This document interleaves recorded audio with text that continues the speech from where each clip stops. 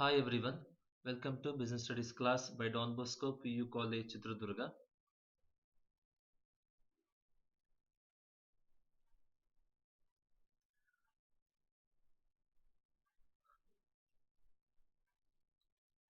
ನಾವು ಪ್ರೀವಿಯಸ್ ಕ್ಲಾಸ್ನಲ್ಲಿ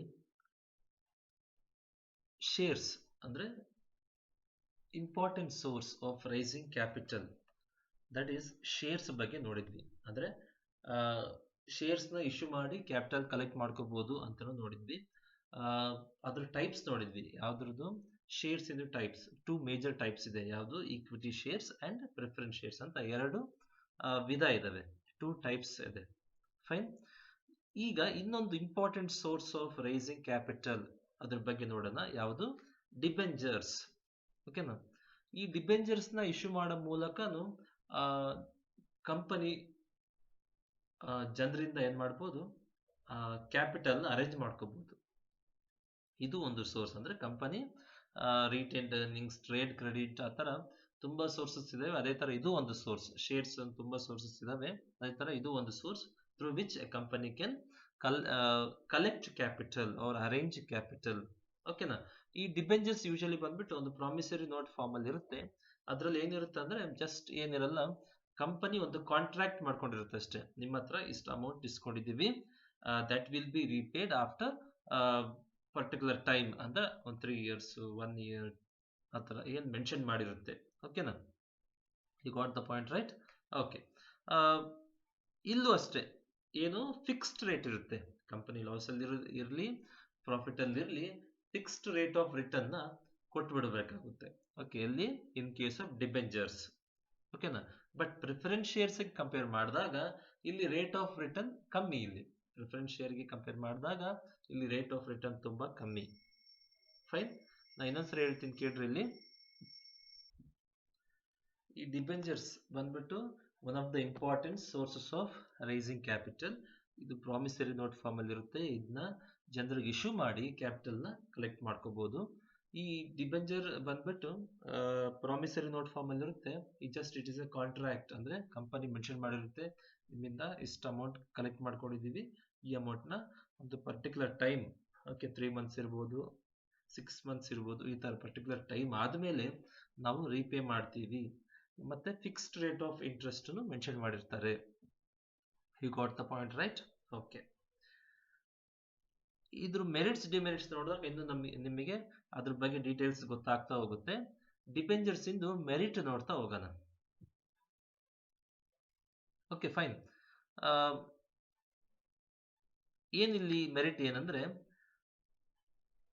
ಇಲ್ಲಿ ಫಿಕ್ಸ್ಡ್ ರೇಟ್ ಆಫ್ ಇಂಟ್ರೆಸ್ಟ್ ಕೊಡೋದ್ರಿಂದ ನಾನು ಹೇಳಿದ್ನಲ್ಲ, ಸೆಕೆಂಡ್ ಕ್ಯಾಟಗರಿ ಪೀಪಲ್ನ ಇದು ಈಸಿಯಾಗಿ ಅಟ್ರಾಕ್ಟ್ ಮಾಡುತ್ತೆ. ಅಂದರೆ ಫಸ್ಟ್ ಕ್ಯಾಟಗರಿ ಅಲ್ಲ, ನನಗೆ ರಿಸ್ಕ್ ಜಾಸ್ತಿ ಇದ್ರೂ ಪರವಾಗಿಲ್ಲ, ರಿಟರ್ನ್ಸ್ ಜಾಸ್ತಿ ಬರಬೇಕು, ಆ ಥರ ಕ್ಯಾಟಗರಿ ಪೀಪಲ್ನ ಇದು ಅಟ್ರಾಕ್ಟ್ ಮಾಡಲ್ಲ.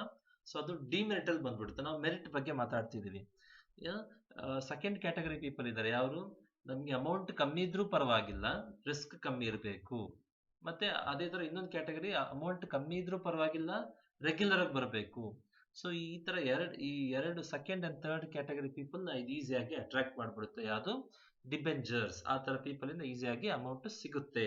ಯಾವುದರಲ್ಲಿ? ಡಿಬೆಂಜರ್ಸ್ ಮೂಲಕ. Okay, fine. ನೆಕ್ಸ್ಟ್ ಮೆರಿಟ್ ಏನಂತ ನೋಡಿದಾಗ ನಮಗೆ ಸಿಗೋದು ಏನಂದ್ರೆ,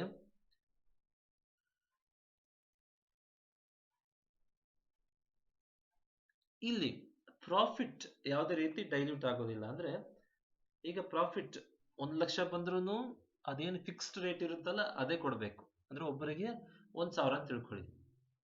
ಈ ನಿಮಗೆ 1 ಲಕ್ಷ ಬಂದ್ರೂ ಒಬ್ಬರಿಗೆ 1,000ನೇ ಕೊಡಬೇಕು. 1 ಕೋಟಿ ಬಂದ್ರೂ if you don't like to give more, ಅದೇನು 1,000 ಕೊಡ್ಬೋದು ಅಷ್ಟೇ. ಓಕೆನಾ. ಸೊ ಇಲ್ಲಿ ಪ್ರಾಫಿಟ್ ಯಾವುದೇ ರೀತಿ ಡಿಸ್ಟರ್ಬ್ ಆಗೋದಿಲ್ಲ. ಸೊ ಅಂದರೆ ಪ್ರಾಫಿಟ್ ಇಂದ ಶೇರ್ ಆಗೋದಿಲ್ಲ ಇಲ್ಲಿ. ಓಕೆನಾ. ಸೊ ಇದು ಒಂದು ಮೆರಿಟ್ ಅಂತೆ. ಇನ್ನೊಂದೇನಂದ್ರೆ, ಕಂಪನಿಗೆ ಸೇಲ್ಸ್ ಅಂಡ್ ಅರ್ನಿಂಗ್ಸ್, ಅಂದ್ರೆ ಅರ್ನಿಂಗ್ಸ್ ಕಂಪನಿಗೆ ಸ್ಟೇಬಲ್ ಆಗಿ ಇನ್ಕಮ್ ಬರ್ತಾ ಇದ್ರೆ, ಸೇಲ್ಸ್ ಕರೆಕ್ಟ್ ಆಗಿ ಸ್ಟೇಬಲ್ ಆಗಿ ಆಗ್ತಿದೆ, ಅಂದ್ರೆ ರಿಟರ್ನ್ ಬಂದ್ಬಿಟ್ಟು ರೆಗ್ಯುಲರ್ ಆಗಿದೆ, ಆ ತರ ಸಿಚುವೇಶನ್ ನಲ್ಲಿ ಈ ಡಿಬೆಂಚರ್ಸ್ ಬಂದ್ಬಿಟ್ಟು ತುಂಬಾ ಸೂಟಬಲ್. ಯಾಕಂದ್ರೆ ಇಲ್ಲಿ ಅದೇನು ಫಿಕ್ಸ್ಡ್ ರೇಟ್ ಆಫ್ ಡಿವಿಡೆಂಡ್ ಕೊಟ್ಬಿಟ್ರೆ ಮುಗಿದೋಯ್ತು. ಓಕೆ. ನಾವು ಮಂತ್ಲಿ ಇಂಟ್ರೆಸ್ಟ್ ಕಟ್ಟಬೇಕಾಗುತ್ತೆ ಬ್ಯಾಂಕಲ್ಲಿ. ಈಗ 10,000 ಅಂತ ಫಿಕ್ಸ್ ಮಾಡಿದ್ರೆ ಅದೇ 10,000 ಕಟ್ಟಬೇಕಾಗುತ್ತೆ. ಆ 10,000 ಕಟ್ಟಬೇಕಂದ್ರೆ ನನಗೆ ಇನ್ಕಮ್ ರೆಗ್ಯುಲರ್ ಆಗಿ ಇರಬೇಕು, ಕರೆಕ್ಟಾ ಇಲ್ವಾ? ಸೊ ಇಲ್ಲಿ ಯಾವ ಕಂಪನಿಗೆ ಸೇಲ್ಸ್ ಅಂಡ್ ರಿಟರ್ನ್ಸ್ ಸ್ಟೇಬಲ್ ಆಗಿದೆ, ಅಂದ್ರೆ ಫ್ಲಕ್ಚುಯೇಟ್ ತುಂಬಾ ಆಗ್ತಿಲ್ಲ, ರೆಗ್ಯುಲರ್ ಆಗಿ ಇದೆ, ಆ ತರ ಕಂಪನಿಗೆ ಇದು ಮೋಸ್ಟ್ ಸೂಟಬಲ್ ಅಂತೆ. ಓಕೆನಾ? ಇನ್ನೊಂದು ಮೆರಿಟ್ ಏನಂದ್ರೆ ಇಲ್ಲಿ ಯಾವುದೇ ರೀತಿ ಓನರ್ಶಿಪ್ ಶೇರ್ ಆಗೋದಿಲ್ಲ, ಅಂದ್ರೆ ವೋಟಿಂಗ್ ರೈಟ್ಸ್ ಯಾವುದೇ ರೀತಿ ಶೇರ್ ಆಗೋದಿಲ್ಲ. ಈಕ್ವಿಟಿ ಶೇರ್ಸ್ ಅಲ್ಲಿ ಮಾತ್ರ, ಪ್ರಿಫರೆನ್ಸ್ ಶೇರ್ಸ್ ಅಲ್ಲೂ ಓನರ್ಶಿಪ್ ಡೈಲ್ಯೂಟ್ ಆಗೋದಿಲ್ಲ, ಡಿಬೆಂಚರ್ಸ್ ಅಲ್ಲೂ ಓನರ್ಶಿಪ್ ಡೈಲ್ಯೂಟ್ ಆಗೋದಿಲ್ಲ. ಓಕೆನಾ? ಅಂದ್ರೆ ವೋಟಿಂಗ್ ರೈಟ್ಸ್ ಶೇರ್ ಆಗೋದಿಲ್ಲ ಇಲ್ಲಿ. ಓಕೆನಾ? ಅಂದ್ರೆ ಕಂಟ್ರೋಲ್ ಡೈಲ್ಯೂಟ್ ಆಗೋದಿಲ್ಲ. ಇನ್ನೊಂದು ಬೆನಿಫಿಟ್, ಇಂಪಾರ್ಟೆಂಟ್ ಬೆನಿಫಿಟ್ ಏನಂದ್ರೆ ಇಲ್ಲಿ ಡಿಬೆಂಚರ್ಸ್ ನಗೆ ನಾವು ಅಮೌಂಟ್ ಕೊಡ್ತಾರಲ್ಲ ಕಂಪನಿಯಿಂದ, ಆ ಅಮೌಂಟ್ ಬಂದ್ಬಿಟ್ಟು ಟ್ಯಾಕ್ಸ್ ಡಿಡಕ್ಟಬಲ್, ಆ ಅಮೌಂಟಿಗೆ ಟ್ಯಾಕ್ಸ್ ಬೀಳೋದಿಲ್ಲ. ಓಕೆ, ಈ 10 ಲಕ್ಷ ಡಿವಿಡೆಂಟ್ ಆಗಿ ಶೇರ್ ಮಾಡಿರ್ತೀರ, ಆ 10 ಲಕ್ಷಕ್ಕೆ ಟ್ಯಾಕ್ಸ್ ಇಲ್ಲ, ಟ್ಯಾಕ್ಸ್ ಫ್ರೀ ಅಂತೆ. Okay, you got the point, right? Okay, so limitations ಹೋಗೋಣ ನಾವು. ಮತ್ತೆ ರಿಪೀಟ್ ಮಾಡ್ತೀನಿ ನಾನು ಮತ್ತೆ ಇನ್ನೊಂದ್ಸರಿ ಶಾರ್ಟ್ ಆಗಿ. ಫಸ್ಟ್ ನೆಕ್ಸ್ಟ್ ಲಿಮಿಟೇಷನ್ ಇಲ್ಲ, ಮೆರಿಟ್ನ ರಿಪೀಟ್ ಮಾಡ್ಬಿಡ್ತೀನಿ. ಒಂದೇದೇನು, ಇದು second and third category people attract ಮಾಡುತ್ತೆ. ಯಾವ ಸೆಕೆಂಡು, ನನಗೆ ಇನ್ಕಮ್ ಸ್ಟೇಬಲ್ ಆಗಿರಬೇಕು, ಅಂದ್ರೆ ಕಮ್ಮಿ ಇದ್ರೂ ಪರವಾಗಿಲ್ಲ, ಸ್ಟೇಬಲ್ ಆಗಿ ಬರ್ತಿರ್ಬೇಕು, ಇದು ಸೆಕೆಂಡ್ ಕ್ಯಾಟಗರಿ. ಎರಡನೇ ಕ್ಯಾಟಗರಿ, ಮೂರನೇ ಕ್ಯಾಟಗರಿ ಏನು, ನನಗೆ ಇನ್ಕಮ್ ಕಮ್ಮಿ ಇದ್ರೂ ಪರವಾಗಿಲ್ಲ, ರಿಸ್ಕ್ ತುಂಬಾ ಕಮ್ಮಿ ಇರಬೇಕು. ಆ ತರ ಎರಡು second and third category people ಇದು ಈಸಿಯಾಗಿ ಅಟ್ರಾಕ್ಟ್ ಮಾಡುತ್ತಂತೆ. ಇನ್ನೊಂದು ಏನು ಅಂದ್ರೆ ಇಲ್ಲಿ ಪ್ರಾಫಿಟ್ ಯಾವುದೇ ರೀತಿ ಡಿಸ್ಟರ್ಬ್ ಆಗೋದಿಲ್ಲ, ಯಾಕಂದ್ರೆ ಫಿಕ್ಸ್ಡ್ ರೇಟ್ ಅದೇನಿದೆ ಕೊಟ್ಬಿಟ್ಟು ಮಿಕ್ಕಿದ ಪ್ರಾಫಿಟ್ ನಲ್ಲಿ ಅವ್ರು ಶೇರ್ ಮಾಡ್ಕೋಬಹುದು. ಪ್ರಾಫಿಟ್ ಜಾಸ್ತಿ ಬಂದಿದ್ದಲ್ಲ, ಎಕ್ಸಸ್ ಪ್ರಾಫಿಟ್ ನಲ್ಲ ಈಕ್ವಿಟಿ ಶೇರ್ ಹೋಲ್ಡರ್ಸ್ ಶೇರ್ ಮಾಡ್ಕೋಬಹುದು. ಇಲ್ಲಿ ಪ್ರಾಫಿಟ್ ಯಾವುದೇ ರೀತಿ ಡಿಸ್ಟರ್ಬ್ ಆಗಲ್ಲ. ಇನ್ನೊಂದು ಏನಂದ್ರೆ ಕಂಪನಿ, ಯಾವ ಕಂಪನಿಗೆ ಸೇಲ್ಸ್ ಮತ್ತು ಅರ್ನಿಂಗ್ಸ್ ಸ್ಟೇಬಲ್ ಆಗಿದೆ, ಆ ಕಂಪನಿಗೆ ಈಸಿಯಾಗಿ ಡಿಬೆಂಚರ್ಸ್ ಇಂದ ದುಡ್ಡು ಕಲೆಕ್ಟ್ ಮಾಡ್ಕೋಬಹುದು. ಇನ್ನೊಂದು ಇಲ್ಲಿ ಓನರ್ಶಿಪ್ ಡೈಲ್ಯೂಟ್ ಆಗೋದಿಲ್ಲ. The last one, tax deduction ಇಲ್ಲಿ ಸಿಗುತ್ತೆ. ಓಕೆ, ಈಗ ಇಷ್ಟು ಮೆರಿಟ್ಸ್ ಆಯ್ತು. ಡಿಮೆರಿಟ್ಸ್ ಏನಂತ ನೋಡೋಣ. ಇಲ್ಲಿ ಫಿಕ್ಸ್ಡ್ ರೇಟ್, ಇಲ್ಲಿ ಇನ್ಕಮ್ ಅಂದ್ರೆ ರೇಟ್ ಆಫ್ ರಿಟರ್ನ್ ತುಂಬಾ ಕಮ್ಮಿ. ಆ ತರ ಸಿಚುವೇಶನ್ ಅಲ್ಲಿ ಇದು ಫಸ್ಟ್ ಕ್ಯಾಟಗರಿ ಹೇಳಿದ್ನಲ್ಲ, ನನಗೆ ರಿಸ್ಕ್ ಜಾಸ್ತಿ ಇದ್ರೂ ಪರವಾಗಿಲ್ಲ, ರಿಟರ್ನ್ ತುಂಬಾ ಬರಬೇಕು, ಆ ತರ ಫಸ್ಟ್ ಕ್ಯಾಟಗರಿ ಪೀಪಲ್ ನ ಇದು ಅಟ್ರಾಕ್ಟ್ ಮಾಡೋಕ್ಕೆ ಫೇಲ್ ಆಗುತ್ತೆ. ಅಂದ್ರೆ ಆ ತರ ಪೀಪಲ್ ಇದ್ದಾಗ ಈ ಡಿಬೆಂಚರ್ಸ್ ಯೂಸ್ಲೆಸ್. ಓಕೆ, ಇನ್ನೊಂದು ಏನಂದ್ರೆ ಇಲ್ಲಿ ಫಿಕ್ಸ್ಡ್ ರೇಟ್ ಆಫ್ ರಿಟರ್ನ್ ಕೊಡ್ಲೇಬೇಕಾಗುತ್ತೆ, ಕಂಪನಿ ಲಾಸ್ ಅಲ್ಲಿ ಇದ್ರೂ ಕೊಡ್ಲೇಬೇಕಾಗುತ್ತೆ. ಸೊ ಆ ತರ ಸಿಚುವೇಶನ್ ನಲ್ಲಿ ಇದ್ದಾಗ, ಅಂದ್ರೆ ಕಂಪನಿ ಲಾಸ್ ಅಲ್ಲಿ ಇದ್ದಾಗ ಇದು ಕಂಪನಿ ಮೇಲೆ ಹೊರೆ ಉಂಟು ಮಾಡುತ್ತೆ. ಈಕ್ವಿಟಿ ಶೇರ್ಸ್ ಆ ತರ ಅಲ್ಲ, ಕಂಪನಿ ಲಾಸ್ ಅಲ್ಲಿ ಇದ್ರೆ ಕೊಡಬೇಕಾಗಿರೋ ಅವಶ್ಯಕತೆ ಇಲ್ಲ, ಅಲ್ಲಿ ಡಿವಿಡೆಂಟ್ ಪೇಮೆಂಟ್ ರೆಗ್ಯುಲರ್ ಇಲ್ಲ. ಬಟ್ ಇಲ್ಲಿ ರೆಗ್ಯುಲರ್ ಬೇಕಾಗುತ್ತೆ. ಫಿಕ್ಸ್ಡ್ ರೇಟ್ 15,000 ಅಂದ್ರೆ 15,000 ಕೊಡ್ಲೇಬೇಕು. ಇಲ್ಲಿ ಕಂಪನಿ ಲಾಸ್ ಅಲ್ಲಿ ಇದ್ದಾಗ ಆ ತರ ಸಿಚುವೇಶನ್ ಅಲ್ಲಿ ಇದು ಡಿಬೆಂಚರ್ಸ್ ಬಂದ್ಬಿಟ್ಟು ಹೊರೆ ಆಗ್ಬಿಡುತ್ತೆ ಕಂಪನಿಗೆ, ಎಲ್ಲಾದ್ರೂ ಬೇರೆ ಸೋರ್ಸ್ ಇಂದಾನು ಅಡ್ಜಸ್ಟ್ ಮಾಡಿ ಕೊಡ್ಬೇಕಾಗುತ್ತೆ ಅವರು. ಓಕೆ, ಇದು ಒಂದು ಡಿಮೆರಿಟ್. ನೆಕ್ಸ್ಟ್ ಏನಂದ್ರೆ ಈ ಡಿಬೆಂಚರ್ಸ್ ಬಂದ್ಬಿಟ್ಟು ಬಾರೋಯಿಂಗ್ ಕೆಪಾಸಿಟಿನ ಕಮ್ಮಿ ಮಾಡ್ತಾ ಹೋಗುತ್ತೆ. ಈಕ್ವಿಟಿ ಶೇರ್ಸ್ ಬಂದ್ಬಿಟ್ಟು ಬಾರೋಯಿಂಗ್ ಕೆಪಾಸಿಟಿನ ಜಾಸ್ತಿ ಮಾಡ್ತಾ ಹೋಗುತ್ತೆ. ಅಂದ್ರೆ ಎಷ್ಟು ಆಸ್ತಿ ಇರುತ್ತೋ ಅಷ್ಟು ಕಂಪನಿ ಹೊರಗೆ ಸಾಲ ಮಾಡ್ಬೋದು. ಅಂದ್ರೆ ಒಂದು ಕಂಪನಿಗೆ 10 ಲಕ್ಷ ತನಕ ಸಾಲ ಮಾಡೋ ಕೆಪಾಸಿಟಿ ಇದೆ ಅಂತ ತಿಳ್ಕೊಳ್ಳಿ. ಅಂದ್ರೆ ಎಕ್ಸಾಂಪಲ್ ಹೇಳ್ತಿರೋದು. ಈ 10 ಲಕ್ಷದಲ್ಲಿ ಡಿಬೆಂಚರ್ಸ್ ಅದೇನು ಇಶ್ಯೂ ಮಾಡಿದ ತಕ್ಷಣ 10 ಲಕ್ಷದಲ್ಲಿ ಕಮ್ಮಿ ಆಗುತ್ತೆ. ಡಿಬೆಂಚರ್ಸ್ ಇಂದ ಒಂದ್ 2 ಲಕ್ಷ ದುಡ್ಡು ಕಲೆಕ್ಟ್ ಮಾಡಿದ್ವಿ ಅಂತ ತಿಳ್ಕೊಳ್ಳಿ. ಸೊ ಅವಾಗ ಕಂಪನಿ ಬಾರೋಯಿಂಗ್ ಕೆಪಾಸಿಟಿ 2 ಲಕ್ಷ ಕಮ್ಮಿ ಆಗಿತ್ತು. ಸೊ ಈ ಡಿಬೆಂಚರ್ಸ್ ಏನ್ ಮಾಡುತ್ತೆ, ಕಂಪನಿ ಬಾರೋಯಿಂಗ್ ಕೆಪಾಸಿಟಿನ ಜಾಸ್ತಿ ಮಾಡಲ್ಲ, ಕಮ್ಮಿ ಮಾಡುತ್ತೆ. Okay, you got the point, right? Okay, next source ಬಂದ್ಬಿಟ್ಟು ಏನಂದ್ರೆ ಕಮರ್ಷಿಯಲ್ ಬ್ಯಾಂಕ್ಸ್. ಏನಿದು ನೆಕ್ಸ್ಟ್ ಸೋರ್ಸ್ ಬಂದ್ಬಿಟ್ಟು ಕಮರ್ಷಿಯಲ್ ಬ್ಯಾಂಕ್. ನಾನು ಬಿಸ್ನೆಸ್ ಸರ್ವಿಸ್ ಚಾಪ್ಟರ್ ನಲ್ಲಿ ಬ್ಯಾಂಕ್ ಅಂದ್ರೆ ಏನಂತ ಹೇಳಿದ್ದೆ, right? Bank is a organised institution which provides financial services. ಅಂದ್ರೆ ಇದೊಂದು ಆರ್ಗನೈಸ್ಡ್ ಇನ್ಸ್ಟಿಟ್ಯೂಷನ್. ಓಕೆನಾ? ಇದು ಏನ್ ಮಾಡುತ್ತೆ, ಫಿನಾನ್ಷಿಯಲ್ ಸರ್ವಿಸ್ ಕೊಡುತ್ತೆ. ಏನು ಫಿನಾನ್ಷಿಯಲ್ ಸರ್ವಿಸ್? ಅಮೌಂಟ್ ನ ಡಿಪಾಸಿಟ್ ಮಾಡ್ಕೊಳ್ಳೋದಾಗಿರ್ಬೋದು, ಓವರ್ ಡ್ರಾಫ್ಟ್ ಫೆಸಿಲಿಟಿ ಕೊಡೋದಾಗಿರ್ಬೋದು, ಓಕೆ, ಚೆಕ್ ಫೆಸಿಲಿಟಿ ಕೊಡೋದಾಗಿರ್ಬೋದು, ಅಮೌಂಟ್ ಟ್ರಾನ್ಸ್ಫರ್ ಫೆಸಿಲಿಟಿ ಕೊಡೋದಾಗಿರ್ಬೋದು. ಸೊ ಈ ತರ ತುಂಬಾ ಲೋನ್ಸ್ ಕೊಡೋದಾಗಿರ್ಬೋದು, ಈ ತರ ತುಂಬಾ ಸರ್ವಿಸಸ್ ನ ಕೊಡುತ್ತೆ ಇದು ಫಿನಾನ್ಷಿಯಲ್ ಸರ್ವಿಸಸ್ ನ. ಓಕೆ, ಸೊ ನಿಮ್ಮ ಕಂಪನಿ ಕಮರ್ಷಿಯಲ್ ಬ್ಯಾಂಕ್ಸ್ ಇಂದಾನು ಏನ್ ಮಾಡ್ಬೋದು, ಲೋನ್ ತಗೋಬಹುದು. ಕಂಪನಿ ಏನ್ ಮಾಡ್ಬೋದು, ಕಮರ್ಷಿಯಲ್ ಬ್ಯಾಂಕ್ಸ್ ಇಂದಾನು ಲೋನ್ ತಗೋಬಹುದು. ಇದು ಒಂದು one of the important source ಇದು. ಓಕೆ, ಇದು one of the important source ಇದು.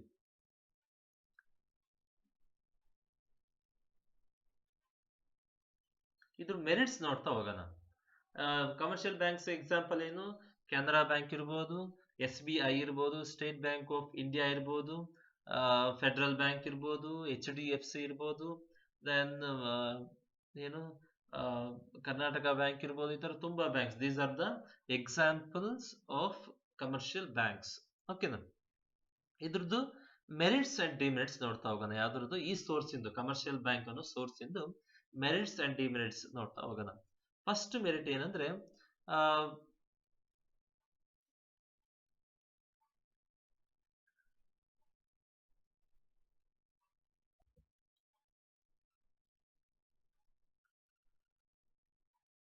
ಬ್ಯಾಂಕ್ಸ್ ಪ್ರೊವೈಡ್ ಟೈಮ್ಲಿ ಅಸಿಸ್ಟೆನ್ಸ್ ಅಂತೆ. ಓಕೆನಾ? ಅಂದ್ರೆ ತುಂಬಾ ಸೋರ್ಸಸ್ ಬಂದ್ಬಿಟ್ಟು ಕೈ ಕೊಟ್ಟಾಗ ಈ ಬ್ಯಾಂಕ್ ಬಂದ್ಬಿಟ್ಟು ಟೈಮ್ಲಿ ಅಸಿಸ್ಟೆನ್ಸ್ ಕೊಡುತ್ತಂತೆ. ಯಾಕಂದ್ರೆ if you are regular customer to the bank, ಏನ್ ಮಾಡುತ್ತೆ, ಬ್ಯಾಂಕ್ ಈಸಿಯಾಗಿ ಲೋನ್ ಸಿಕ್ಬಿಡುತ್ತೆ. ಅಂದ್ರೆ ತುಂಬಾ ಸರಿ ಮುಂಚೆ ಲೋನ್ ತಗೊಂಡು ಅದನ್ನ ಕ್ಲೀನ್ ಆಗಿ ಯಾವುದೇ ರೀತಿ ಪ್ರಾಬ್ಲಮ್ ಇಲ್ಲದೆ ಕಟ್ಟಿದ್ದಾಗ ನಿಮ್ಮ ಕ್ರೆಡಿಟ್ ಸ್ಕೋರ್ ಬಂದ್ಬಿಟ್ಟು ಜಾಸ್ತಿ ಇರುತ್ತೆ. ಅಂದ್ರೆ ಸಿವಿಲ್ ಸ್ಕೋರ್ ಬಂದ್ಬಿಟ್ಟು ಜಾಸ್ತಿ ಆಗಿರುತ್ತೆ. ಸೊ ಸಿವಿಲ್ ಸ್ಕೋರ್ಸ್ ಜಾಸ್ತಿ ಆಗಿದ್ದಾಗ ಏನಾಗುತ್ತೆ, ನಿಮ್ಗೆ ಈಸಿಯಾಗಿ ಲೋನ್ ಸಿಗುತ್ತೆ. ಒಂದ್ಸರಿ ರಿಟೈನ್ಡ್ ಅರ್ನಿಂಗ್ಸ್ ಕೈ ಕೊಡ್ಬೋದು. ಅಂದ್ರೆ ಕಂಪನಿ ಫುಲ್ ಲಾಸ್ ಆದಾಗ ರಿಟೈನ್ಡ್ ಅರ್ನಿಂಗ್ಸ್ ಹೆಲ್ಪ್ ಮಾಡಲ್ಲ. ಟ್ರೇಡ್ ಕ್ರೆಡಿಟ್ ಒಂದೊಂದ್ಸರಿ ಟ್ರೇಡರ್ಸ್ ಸಾಲ ಕೊಡದೆ ಹೋಗ್ಬೋದು ರಿಸೆಷನ್ ಪೀರಿಯಡ್ ಅಲ್ಲಿ.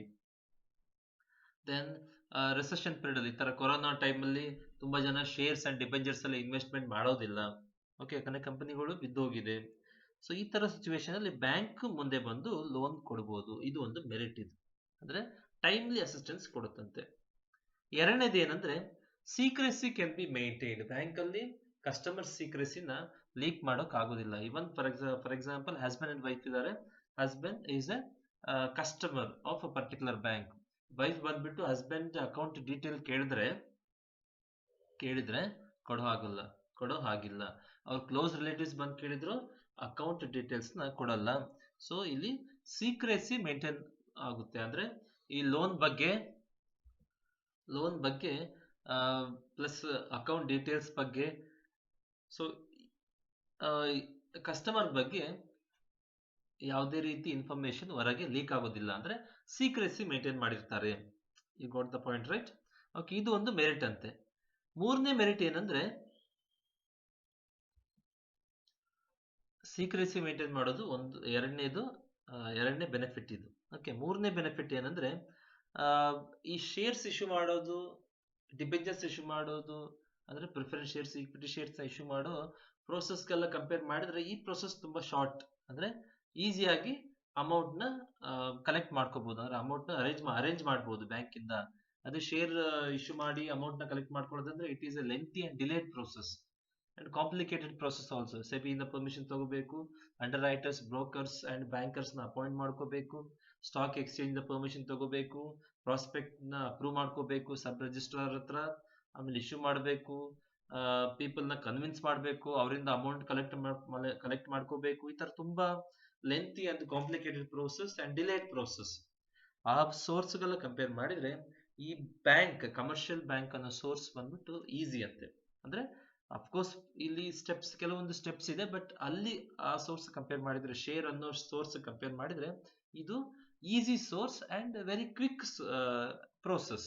Okay, you got the point, right? Okay, ಇನ್ನೊಂದು ಮೆರಿಟ್ ಏನಂದ್ರೆ, ಇದೊಂದು ಫ್ಲೆಕ್ಸಿಬಲ್ ಸೋರ್ಸ್ ಅಂತೆ. ಫಾರ್ ಎಕ್ಸಾಂಪಲ್, ಈ ನಿಮ್ಮ ಕಂಪನಿ ಒಂದು 10 ಲಕ್ಷ ಸಾಲ ಮಾಡಿತ್ತು, ಅದು ಸಾಲ ಎಲ್ಲ ತೀರ್ಸಿದ್ರಿ. ನೆಕ್ಸ್ಟ್ ಟರ್ಮ್ ಲೋನ್ ತಗೋಬೇಕಾದ್ರೆ ನೀವು ಅಮೌಂಟ್ ನ ರೈಸ್ ಮಾಡ್ಕೋಬಹುದು. ಯಾಕಂದ್ರೆ ನಿಮ್ಮ ಸಿವಿಲ್ ಸ್ಕೋರ್ಸ್ ಜಾಸ್ತಿ ಆಗ್ತಾ ಹೋಗುತ್ತೆ. ಸೊ ನೆಕ್ಸ್ಟ್ ಟೈಮ್ ತಗೋಬೇಕಾದ್ರೆ 20 lakhs ಮಾಡ್ಕೋಬಹುದು. ಆ ತರ ಅಮೌಂಟ್ ಏನಾಗುತ್ತೆ, ಸ್ಲೋ ಆಗಿ ನಿಮ್ಮ ಅವಶ್ಯಕತೆ ತಕ್ಕಂತೆ ಡಿಕ್ರೀಸ್ ಮಾಡ್ತಾ ಹೋಗ್ಬೋದು. You got the point, right? Okay, ಇಷ್ಟು ಮೆರಿಟ್ಸ್ ಇದಾವೆ. ಓಕೆ, ಇದೊಂದ್ಸರಿ ಹೇಳ್ತೀನಿ ನೋಡ್ರಿ. ಇದು ಟೈಮ್ಲಿ ಅಸಿಸ್ಟೆನ್ಸ್ ಕೊಡುತ್ತೆ. ಅಂದ್ರೆ ಬೇರೆ ಸೋರ್ಸಸ್ ಕೈ ಕೊಟ್ಟರು ಈ ಸೋರ್ಸ್ ಕೈ ಕೊಡಲ್ಲ, ಟೈಮ್ಲಿ ಅಸಿಸ್ಟೆನ್ಸ್ ಕೊಡುತ್ತೆ. ಓಕೆ, ರೆಸೆಷನ್ ಪೀರಿಯಡ್ ಅಲ್ಲಿ ಪೀಪಲ್ ಶೇರ್ಸ್ ಅಂಡ್ ಡಿಬೆಂಚರ್ಸ್ ಅಲ್ಲಿ ಇನ್ವೆಸ್ಟ್ಮೆಂಟ್ ಮಾಡಕ್ಕೆ ಮುಂದೆ ಬರ್ದಿದ್ದಾಗ ಆ ಸೋರ್ಸ್ ಎಲ್ಲ ಕೈ ಕೊಟ್ಬಿಡುತ್ತೆ. ಬಟ್ ಈ ಸೋರ್ಸ್ ಕೈ ಹಿಡಿತತೆ ಅಂತ ಹೇಳ್ತಾರೆ. ಎರಡನೇದು ಕಸ್ಟಮರ್ ಸೀಕ್ರೆಟ್ ನ ಹೊರಗೆ ಲೀಕ್ ಮಾಡೋದಿಲ್ಲ, ಅಂದ್ರೆ ಸೀಕ್ರೆಸಿ ಮೇಂಟೈನ್ ಮಾಡುತ್ತಂತೆ ಬ್ಯಾಂಕ್. ಮೂರನೇದು ಏನಂದ್ರೆ ಈ ಶೇರ್ಸ್ ಇಶ್ಯೂಗೆ ಫಾಲೋ ಮಾಡಿದಾಗ ತುಂಬಾ ಫಾರ್ಮಾಲಿಟೀಸ್ ಇಲ್ಲಿಲ್ಲ, ಫಾರ್ಮಾಲಿಟೀಸ್ ಇದಾವೆ ಅಫ್ಕೋರ್ಸ್, ಬಟ್ ತುಂಬಾ ಕಮ್ಮಿ. ಸೊ ಕ್ವಿಕ್ ಪ್ರೋಸೆಸ್ ಅಂತ ಇದೆ ಇಲ್ಲಿ. ಓಕೆನಾ.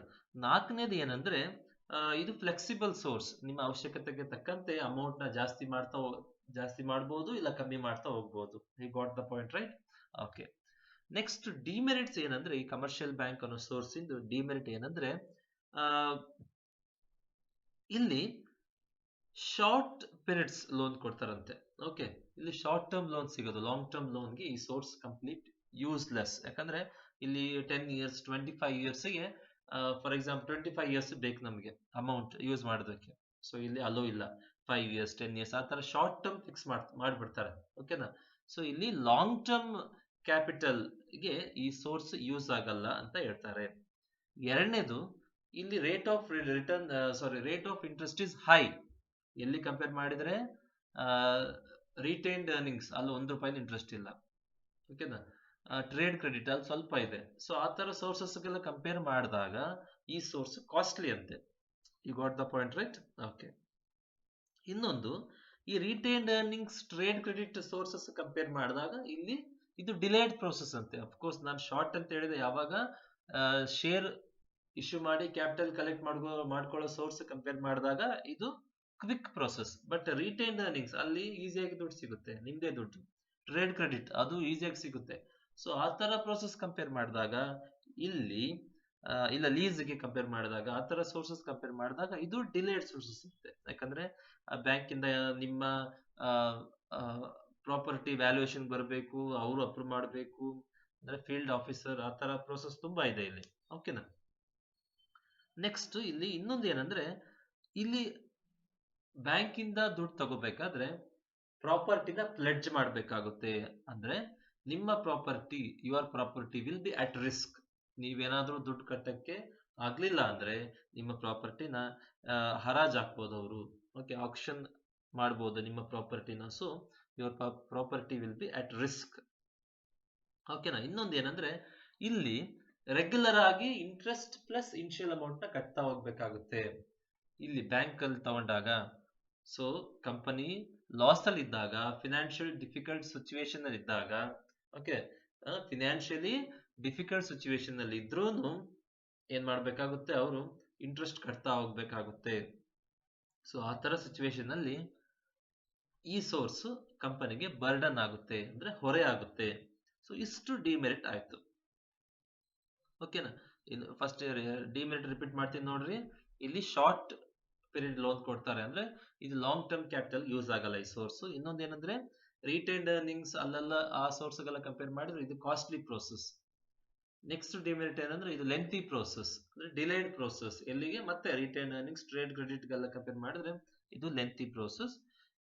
ನೆಕ್ಸ್ಟ್ ಡಿಮೆರಿಟ್ ಏನಂತ ಹೇಳಿದ್ವಿ, ಪ್ರಾಪರ್ಟಿ ಪ್ಲೆಡ್ಜ್ ಮಾಡಬೇಕಾಗುತ್ತೆ. Okay, property will be at risk. ಲಾಸ್ಟ್ನೇ ಡಿಮೆರಿಟ್ ಏನು, ಫಿನಾನ್ಷಿಯಲಿ ಡಿಫಿಕಲ್ಟ್ ಸಿಚುವೇಶನ್ ಅಲ್ಲಿ ಇದ್ರೂ ಇಲ್ಲಿ ಇಂಟ್ರೆಸ್ಟ್ ಕಟ್ತಾ ಹೋಗ್ಬೇಕಾಗುತ್ತೆ. Okay, you got the point right. Okay, next source ಬಗ್ಗೆ ನೋಡೋಣ. ಯಾವುದು? Financial institutions. ಏನಿದು ಫಿನಾನ್ಷಿಯಲ್ ಇನ್ಸ್ಟಿಟ್ಯೂಷನ್ ಅಂದ್ರೆ, of course bank is also financial institution. Other then bank, ಈ ಸೆಂಟ್ರಲ್ ಗವರ್ಮೆಂಟ್ ಏನ್ ಮಾಡಿದೆ, ತುಂಬಾ ಫಿನಾನ್ಷಿಯಲ್ ಇನ್ಸ್ಟಿಟ್ಯೂಷನ್ ಎಸ್ಟಾಬ್ಲಿಷ್ ಮಾಡಿದೆ. ಏನು, ಯಾವ್ದಾವ್ದು ಎಕ್ಸಾಂಪಲ್ ಏನಂದ್ರೆ ಬರ್ಕೊಳ್ರಿ. Industrial financial corporation of India, IFCI. ಓಕೆನಾ. ಮತ್ತೆ ಇನ್ನೊಂದು ಸ್ಟೇಟ್ ಫಿನಾನ್ಷಿಯಲ್ ಕಾರ್ಪೊರೇಷನ್ಸ್ ಅಂದ್ರೆ SFC, ಸ್ಟೇಟ್ ಫಿನಾನ್ಷಿಯಲ್ ಕಾರ್ಪೊರೇಷನ್ಸ್. ಇನ್ನೊಂದು, these are the major examples. ಓಕೆನಾ. Industrial credit and investment corporation of India, ICICI. Industrial credit and investment corporation of India, ICICI. ಓಕೆನಾ. Next ಇನ್ನೊಂದು ಏನಂದ್ರೆ IDBI, industrial development bank of India, industrial development bank of India. Next SIDC, state industrial development corporations, state industrial development corporations, UTI, unit trust of India, UTI, unit trust of India. Next industrial investment bank of India, industrial investment bank of India, life insurance corporation of India, LIC. Okay, ಇಷ್ಟು these are the major examples of financial institutions. ಈ institutions ನ central government establish ಮಾಡಿರುತ್ತೆ. ಯಾಕೆ? Same ಬಿಸ್ನೆಸ್ಗೆ help ಮಾಡೋದಕ್ಕೆ. ಯಾಕಂದ್ರೆ industrialisation ಆದ್ರೆ Indian economy ಏನಾಗುತ್ತೆ, Indian economy ಬೆಳೀತತೆ. Okay, ಆ concept ಇಂದ ಏನ್ ಮಾಡುತ್ತೆ, ಈ ಫಿನಾನ್ಷಿಯಲ್ ಅಸಿಸ್ಟೆನ್ಸ್ ಕೊಡೋದಕ್ಕೆ ಈ ಬ್ಯಾಂಕ್ ಜೊತೆಗೆ ಈ ಫಿನಾನ್ಷಿಯಲ್ ಇನ್ಸ್ಟಿಟ್ಯೂಷನ್ಸ್ ನ ಎಸ್ಟಾಬ್ಲಿಷ್ ಮಾಡಿದ್ದಾರೆ. ಓಕೆ, ಯಾವ್ದು? Industrial financial corporation of India, state finance corporations, industrial credit and investment corporation of India, industrial development bank of India, industrial development corporations, unit trust of India, industrial investment bank of India, life insurance corporations of India. ಇಷ್ಟು major institutions ಇವೆಲ್ಲ. ಓಕೆನಾ? ಇವ್ರು ಏನ್ ಮಾಡ್ತಾರೆ ಅಂದ್ರೆ, ನಾವೇನ್ ಮಾಡ್ಬೋದು, as a company ಈ ಫಿನಾನ್ಷಿಯಲ್ ಇನ್ಸ್ಟಿಟ್ಯೂಷನ್ಸ್ ನ ಕಾಂಟ್ಯಾಕ್ಟ್ ಮಾಡಿನೂ ಏನ್ ಮಾಡ್ಬೋದು, ಈ ಇನ್ಸ್ಟಿಟ್ಯೂಷನ್ಸ್ ಇಂದಾನು ನಾವು ಕ್ಯಾಪಿಟಲ್ ನ ರೆಡಿ ಮಾಡ್ಕೋಬಹುದು, ಕ್ಯಾಪಿಟಲ್ ನ ಕಲೆಕ್ಟ್ ಮಾಡ್ಕೋಬಹುದು. ಈ ರಿಟೈನ್ಡ್ ಅರ್ನಿಂಗ್ಸ್ ಹೆಂಗೆ, ಬ್ಯಾಂಕ್ ಹೆಂಗೆ, ಆ ತರ ಇದು ಒಂದು ಸೋರ್ಸ್ ಇದು. ಓಕೆ, ಏನಕ್ಕೆ? ಕ್ಯಾಪಿಟಲ್ ನ ಕಲೆಕ್ಟ್ ಮಾಡ್ಕೊಳ್ಳೋದಕ್ಕೆ. ಓಕೆನಾ? ಈ ಫಿನಾನ್ಷಿಯಲ್ ಇನ್ಸ್ಟಿಟ್ಯೂಷನ್ಸ್ ಇಂದು ಮೆರಿಟ್ಸ್ ನೋಡ್ತಾ ಹೋಗೋಣ. ಏನು ಮೆರಿಟ್ಸ್? ಫಸ್ಟ್ ಮೆರಿಟ್ ಏನಂದ್ರೆ, ಇವರು ಲಾಂಗ್ ಟರ್ಮ್ ಫೈನಾನ್ಸ್ ಕೊಡ್ತಾರಂತೆ. ಬ್ಯಾಂಕ್ ಕೊಡಲ್ಲ, ಬಟ್ ಇಲ್ಲಿ ಇವರು ಲಾಂಗ್ ಟರ್ಮ್ ಫೈನಾನ್ಸ್ ಕೊಡ್ತಾರೆ. ಅಂದ್ರೆ 15 years 20 years ಆ ತರ ಕಟ್ಕೊಂತ ಹೋಗ್ಬೋದು ನೀವು. ಲಾಂಗ್ ಟರ್ಮ್ ಫೈನಾನ್ಸ್ ಕೊಡ್ತಾರಂತೆ. ಇದು ಒಂದು ಬೆನಿಫಿಟ್. ಇದು ಎರಡನೇ ಬೆನಿಫಿಟ್ ಏನಂದ್ರೆ, ಇವರು ದುಡ್ಡು ಜೊತೆಗೆ, ಅಮೌಂಟ್ ಜೊತೆಗೆ ಒಂದು ಟೆಕ್ನಿಕಲ್ ಅಡ್ವೈಸ್ ಕೊಡ್ತಾರೆ. ಯಾಕಂದ್ರೆ ಇವ್ರು ಕೊಟ್ಟಿರೋ ಅಮೌಂಟ್ ವೇಸ್ಟ್ ಆಗಬಾರ್ದು. ಓಕೆನಾ? ಇವ್ರಿಗೆ ಪ್ರಾಬ್ಲಮ್ ಇಲ್ಲದೆ ರಿಟರ್ನ್ಸ್ ಬರಬೇಕು ಅನ್ನೋ ಕಾರಣಕ್ಕಾಗಿ ಇವರು ಟೆಕ್ನಿಕಲ್ ಅಡ್ವೈಸ್ ಕೊಡ್ತಾರೆ. ಅಂದ್ರೆ ಈ ದುಡ್ಡ ಯಾವ ತರ ಇನ್ವೆಸ್ಟ್ಮೆಂಟ್ ಮಾಡಬೇಕು, ಯಾವ ತರ ನಿಮಗೆ ಲಾಸ್ ಆಗ್ಬೋದು, ಅದರಿಂದ ಹೇಗೆ ಲಾಸಸ್ನ ಹೇಗೆ ಪ್ರಿವೆಂಟ್ ಮಾಡೋದು, ಅನ್ಸರ್ಟನಿಟೀಸ್ನ ಹೇಗೆ ಫೇಸ್ ಮಾಡೋದು, ಈ ತರ ಅಡ್ವೈಸ್ ಕೊಡ್ತಾರಂತೆ. ಯಾರು? ಈ ಫಿನಾನ್ಷಿಯಲ್ ಇನ್ಸ್ಟಿಟ್ಯೂಷನ್ಸ್. ಎಕ್ಸಾಂಪಲ್ ಹೇಳಿದ್ನಲ್ಲ ಅವರು. ಇನ್ನೊಂದು ಏನಂದ್ರೆ, ಈ ಇನ್ಸ್ಟಿಟ್ಯೂಷನ್ಸ್ ಇಂದ ಲೋನ್ ತಗೊಂಡಾಗ ಕಂಪನಿ ಗುಡ್ ವಿಲ್ ಜಾಸ್ತಿ ಆಗುತ್ತಂತೆ. ಅಂದ್ರೆ ಬಾರೋಯಿಂಗ್ ಕೆಪಾಸಿಟಿ ಜಾಸ್ತಿ ಆಗುತ್ತೆ. ಯಾಕಂದ್ರೆ ಈ ಇನ್ಸ್ಟಿಟ್ಯೂಷನ್ಸ್ ಸುಮ್ಮನೆ ಕೊಡಲ್ಲ ಒಂದು ಕಂಪನಿಗೆ ಲೋನ್. ಅದ್ರ ಕ್ರೆಡಿಟ್ ವರ್ತಿನೆಸ್, ರೀಪೇಯಿಂಗ್ ಕೆಪಾಸಿಟಿ ನೋಡಿ ಲೋನ್ ಕೊಡ್ತಾರೆ. ಸೊ ಈ ಇನ್ಸ್ಟಿಟ್ಯೂಷನ್ಸ್ ಲೋನ್ ಕೊಟ್ಟು ಅಂತ ಅಂದ್ರೆ ಆ ಕಂಪನಿ ಚೆನ್ನಾಗಿದೆ, ಕ್ರೆಡಿಟ್ ವರ್ತಿನೆಸ್ ಚೆನ್ನಾಗಿದೆ. ಅವಾಗ ಬೇರೆ ಸೋರ್ಸಸ್ ಇಂದಾನು ಅವರು ಕ್ಯಾಪಿಟಲ್ ನ ಕಲೆಕ್ಟ್ ಮಾಡ್ಕೊಳ್ಳೋಕೆ ಈಸಿ ಆಗುತ್ತೆ. You got the point, right? Okay, ಇಲ್ಲಿ ಲಾಂಗ್ ಟರ್ಮ್ ಲೋನ್ ಇರೋದ್ರಿಂದ ಇನ್ಸ್ಟಾಲ್ಮೆಂಟ್ ಅಮೌಂಟ್ ಕಮ್ಮಿ ಇರುತ್ತೆ. ಓಕೆ, ಈಸಿ ಇನ್ಸ್ಟಾಲ್ಮೆಂಟ್ಸ್ ಇರುತ್ತೆ ಇಲ್ಲಿ. You got the point, right? Okay, ಈ ಫಿನಾನ್ಷಿಯಲ್ ಇನ್ಸ್ಟಿಟ್ಯೂಷನ್ಸ್ ಬಂದ್ಬಿಟ್ಟು ರಿಸೆಷನ್ ಇದ್ದಾಗ, ಅದೇ ಹೇಳಿದ್ನಲ್ಲ, ಬೇರೆ ಸೋರ್ಸಸ್ ಎಲ್ಲ ಕೈ ಕೊಡುತ್ತೆ ರಿಸೆಷನ್ ಇದ್ದಾಗ, ಈ ತರ ಕೊರೋನಾ ಆ ತರ ಇದ್ದಾಗ. ಬಟ್ ಈ ಫಿನಾನ್ಷಿಯಲ್ ಇನ್ಸ್ಟಿಟ್ಯೂಷನ್ಸ್ ಕೈ ಹಿಡಿತತೆ. ಓಕೆ, ಇನ್ನೊಂದ್ಸಲ ರಿಪೀಟ್ ಮಾಡ್ತೀನಿ ನೋಡ್ರಿ. ಈ financial institutions long term loan ಕೊಡುತ್ತೆ. ಬ್ಯಾಂಕ್ ಕೊಡೋದಿಲ್ಲ. ಓಕೆ, ಲಾಂಗ್ ಟರ್ಮ್ ಲೋನ್ ಕೊಡುತ್ತೆ. ಇನ್ನೊಂದು ಏನಂದ್ರೆ, ಎರಡನೇ ಮೆರಿಟ್ ಏನಂದ್ರೆ, ಈ ಫಿನಾನ್ಷಿಯಲ್ ಇನ್ಸ್ಟಿಟ್ಯೂಷನ್ಸ್ ಬಂದ್ಬಿಟ್ಟು ಅಮೌಂಟ್ ಜೊತೆಗೆ, ಅಂದ್ರೆ ಕ್ಯಾಪಿಟಲ್ ಜೊತೆಗೆ ಕೆಲವು ಟೆಕ್ನಿಕಲ್ ಕನ್ಸಲ್ಟೆನ್ಸಿನೂ ಮಾಡುತ್ತೆ. ಅಂದ್ರೆ ಅಡ್ವೈಸ್ ಕೊಡುತ್ತೆ. Okay, you got the point, right? ಮೂರದೇನೆ ಏನಂದ್ರೆ, ಇಲ್ಲಿ ಈ ಸೋರ್ಸ್ ಇಂದ ಅಮೌಂಟ್ ಕಲೆಕ್ಟ್ ಮಾಡೋದ್ರಿಂದ ಏನು ಕ್ರೆಡಿಟ್ ವರ್ತಿನೆಸ್, ಅಂದ್ರೆ ಬಾರೋಯಿಂಗ್ ಕೆಪಾಸಿಟಿನ ಜಾಸ್ತಿ ಮಾಡುತ್ತಂತೆ. ಯಾಕಂದ್ರೆ ಈ ಇನ್ಸ್ಟಿಟ್ಯೂಷನ್ಸ್ ಕಂಪನಿ ಬಗ್ಗೆ ಕರೆಕ್ಟ್ ಆಗಿ ಇನ್ಸ್ಪೆಕ್ಷನ್ ಮಾಡಿ ಕ್ರೆಡಿಟ್ ವರ್ತಿನೆಸ್ ನ ಅಸೆಸ್ ಮಾಡಿ ಕೊಡ್ತಾರೆ. ಓಕೆ, ಸೊ ಅವಾಗ ಬೇರೆ ಬ್ಯಾಂಕ್ಗಳು, ಬೇರೆ ಸೋರ್ಸಸ್ ನಂಬಿ ನಿಮ್ಮ ಕಂಪನಿಗೆ ಸಹಾಯ ಮಾಡ್ತಾರೆ. ಏನು ಕ್ಯಾಪಿಟಲ್ ಹೆಲ್ಪ್. ಇಲ್ಲಿ ಲೋನ್ ನ ರೀಪೇ ಮಾಡೋದು ತುಂಬಾ ಈಸಿ. ಯಾಕಂದ್ರೆ ಇನ್ಸ್ಟಾಲ್ಮೆಂಟ್ಸ್ ಕಮ್ಮಿಯಲ್ಲಿರುತ್ತೆ. ಯಾಕಂದ್ರೆ ಲಾಂಗ್ ಟರ್ಮ್ ಲೋನ್ ಇದು, ತುಂಬಾ ಟೈಮ್ ಇರುತ್ತೆ, ಇನ್ಸ್ಟಾಲ್ಮೆಂಟ್ಸ್ ಕಮ್ಮಿ ಇರುತ್ತೆ ಅಮೌಂಟ್. ಇನ್ನೊಂದು ಏನಂದ್ರೆ, ರಿಸೆಷನ್ ಪೀರಿಯಡ್ ಅಲ್ಲೂ ಈ ಸೋರ್ಸ್ ಕೈ ಹಿಡಿತದೆ. ಡಿಮೆರಿಟ್ಸ್ ಏನಂದ್ರೆ, ಇಲ್ಲಿ ಲೋನ್ ಕೊಡಬೇಕಾದ್ರೆ ಕೆಲವೊಂದು ರಿಸ್ಟ್ರಿಕ್ಷನ್ಸ್ ಆಗ್ತಾರೆ. ಯಾಕಂದ್ರೆ ಆ ಅಮೌಂಟ್ ಮಿಸ್ಯೂಸ್ ಆಗಿ ಕಂಪನಿ ಲಾಸ್ ಆಗಿ ಈ ಇನ್ಸ್ಟಿಟ್ಯೂಷನ್ಸ್ಗೆ ಮಂತ್ಲಿ ಇನ್ಸ್ಟಾಲ್ಮೆಂಟ್ಸ್ ಬರೋದು ಕಷ್ಟ ಆಗ್ಬೋದು ಅಂತ ಹೇಳಿ ಇವ್ರು ಏನ್ ಮಾಡ್ತಾರೆ, ಅಡ್ವೈಸ್ ಜೊತೆಗೆ ಕೆಲವೊಂದು ರಿಸ್ಟ್ರಿಕ್ಷನ್ಸ್ ಹಾಕ್ಬಿಡ್ತಾರೆ. ಓಕೆನಾ. ಫಾರ್ ಎಕ್ಸಾಂಪಲ್ ಡಿವಿಡೆಂಟ್ ನ ಡಿಸ್ಟ್ರಿಬ್ಯೂಟ್ ಮಾಡೋದ್ರ ಬಗ್ಗೆ ರಿಸ್ಟ್ರಿಕ್ಷನ್ಸ್ ಹಾಕ್ಬೋದು, ನೀವು ಇಷ್ಟೇ ಪರ್ಸೆಂಟ್ ಡಿಸ್ಟ್ರಿಬ್ಯೂಟ್ ಮಾಡಬೇಕು, ಯಾಕಂದ್ರೆ ಪ್ರಾಫಿಟ್ ಕಮ್ಮಿ ಆಗ್ಬಿಟ್ರೆ ಇವ್ರಿಗೆ ಇನ್ಸ್ಟಾಲ್ಮೆಂಟ್ ಬರ್ದೇ ಹೋಗ್ಬೋದು ಅನ್ನೋ ಸಿಚುವೇಶನ್ಗೆ. ಓಕೆನಾ, ಆ ತರ ಸಿಚುವೇಶನ್ ಬರಬಾರ್ದು ಅಂತ ಡಿವಿಡೆಂಟ್ ಪೇ ಮಾಡೋದ್ರ ಮೇಲೆ ರಿಸ್ಟ್ರಿಕ್ಷನ್ಸ್ ಹಾಕ್ಬೋದು. ಕೆಲವೊಂದು ಆಪರೇಷನ್ಸ್ ಮೇಲೆ ಅಂದ್ರೆ ಕೆಲವೊಂದು ವರ್ಕ್ಸ್ ಮೇಲೆ, ಫಂಕ್ಷನ್ಸ್ ಮೇಲೆ, ಕಂಪನಿ ಫಂಕ್ಷನ್ಸ್ ಮೇಲೆ ರಿಸ್ಟ್ರಿಕ್ಷನ್ಸ್ ಹಾಕ್ಬೋದು. ಸೊ ಈ ತರ ಲೋನ್ ಕೊಡೋ ಜೊತೆಗೆ ರಿಸ್ಟ್ರಿಕ್ಷನ್ಸ್ ಹಾಕ್ಬೋದು ಅಂತ ಅದೊಂದು ಡಿಮೆರಿಟ್. ಇನ್ನೊಂದು ಏನಂದ್ರೆ ಈ ಫಿನಾನ್ಷಿಯಲ್ ಇನ್ಸ್ಟಿಟ್ಯೂಷನ್ಸ್ ಲೋನ್ ಕೊಡಬೇಕಾದ್ರೆ ಅವ್ರ ಕಡೆಯವ್ರನ್ನ ಬೋರ್ಡ್ ಆಫ್ ಡೈರೆಕ್ಟರ್ಸ್ ಅಪಾಯಿಂಟ್ ಮಾಡಬಹುದು. ಯಾಕಂದ್ರೆ ಕಂಪನಿಗೆ ಅಡ್ವೈಸ್ ಕೊಡಬೇಕಾಗುತ್ತೆ, ಕಂಪನಿನ ನೋಡ್ಕೋಬೇಕಾಗುತ್ತೆ, ದುಡ್ಡು ಮಾತ್ರ ಅಲ್ಲ, ಈ ತರ ರಿಸ್ಟ್ರಿಕ್ಷನ್ಸ್ ಅವರು ಜಾಸ್ತಿ ಮಾಡ್ತಾರೆ. ಓಕೆನಾ, ಅಂದ್ರೆ ಬೋರ್ಡ್ ಆಫ್ ಡೈರೆಕ್ಟರ್ಸ್ ನಲ್ಲೂ ಅವರು ಒಂದಿಬ್ಬರನ್ನ ನಾಮಿನಿ ಮಾಡಬಹುದು. Okay, you got the point, right? Okay okay, thank you. We shall discuss the next concepts in the next class. Next concept ಅಲ್ಲಿ ನಾವು ಲಾಸ್ಟ್ ಸೋರ್ಸ್ ಬಗ್ಗೆ ಡಿಸ್ಕಸ್ ಮಾಡೋಣ. ಯಾವುದು last source? International financing. International financing ಅಂದ್ರೆ international ಅಂದ್ರೆ ಈ ನಮ್ಮ country border ದಾಟಿ ಇರೋ ಸೋರ್ಸ್ಗಳು, ಇರೋ ಮೂಲಗಳು, ಆ ಸೋರ್ಸ್ ಇಂದ ನಾವು ಕ್ಯಾಪಿಟಲ್ ಕಲೆಕ್ಟ್ ಮಾಡ್ಕೋಬಹುದು. ಆ ಸೋರ್ಸ್ಗಳು ಯಾವುದು ಅಂತ ನೋಡೋಣ. ಓಕೆನಾ? Okay, thank you.